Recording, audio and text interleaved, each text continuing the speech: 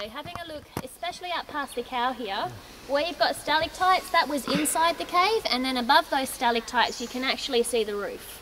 That layer of rock, really, really thin in a lot of spots. So you've got this couple of meters maximum spread of rock with tree roots poking through. That's quite weak in the end, especially when there is a gigantic cave underneath, and you'll get the appreciation about how massive the cave was once we get down to the entrance of the next section. So very, very different out here to what we will go and see. So we're going to make our way down the stairs, and I'm going to stop at that next platform just so you can have a good look at these kind of gothic looking stalactites outside. Right, so just take it easy on the stairs. We aren't even halfway down yet. So. Oh my god. No way.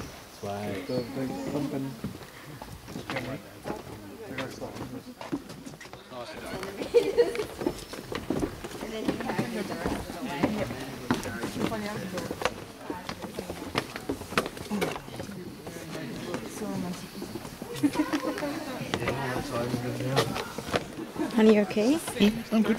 You're afraid of heights. Yeah, but this has got ground underneath. It's alright. Look where you're going.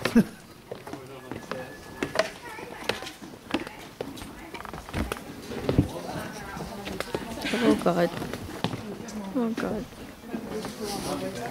Very far away back. Just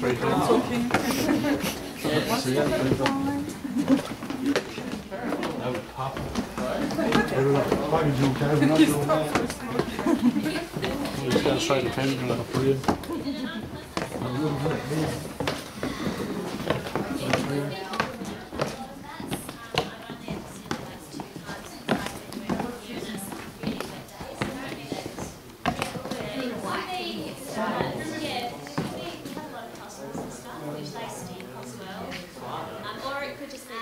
It's facing you.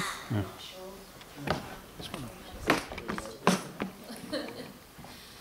So having a look up here, you can see we've got some pretty big stalactites.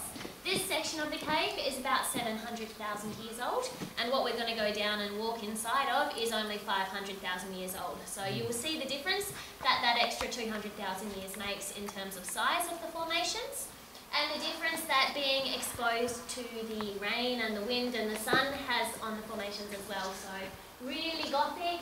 You can see there's actually a lot of algae growing around here, and that's just because that sun can get in and things can start photosynthesizing.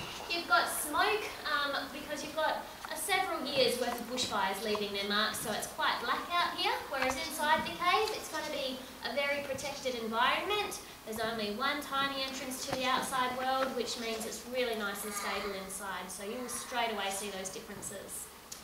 Now, did I just say how long ago the collapse happened? I don't think I did I? So, it's a doline that we're standing in right now, which just means collapsed cave. There isn't any solid way for us to know how long ago it collapsed, so we can only estimate based on the trees down here. Trees didn't fall down and keep on growing when the roof came down. They don't even know if it all collapsed at once or if it was just like a jigsaw puzzle, a little bit falling in one by one. All we know is that tree on the corner is 500 years old. It's a carry tree, just like all the ones along Cave Road. The ones along the road are less than 100 years old though. So you can see the difference in its size. Started off as a seed, and before that seed could grow, some soil needed to form. So you've got a good few hundred years for soil. You've got 500 years for that tree. You're looking at least 800 years. Realistically, probably more like 1,000, and maybe even longer if there was nothing growing down here for a long time. So it has been a while. No Europeans ever saw it. The Aborigines would have been around when this was actually a fully enclosed cave, and also when it did collapse. So, but we don't know about any stories or anything. So the little carry trees that you can see up past the cow, they're the babies of this one, about 200, 250 years young, half a lifetime at least ahead of them. So they're pretty amazing trees. About the girl that found the cave. She was Frances Bussell. Have you been doing your reading? I've been here before. Oh, okay. I was going to say that down the next one.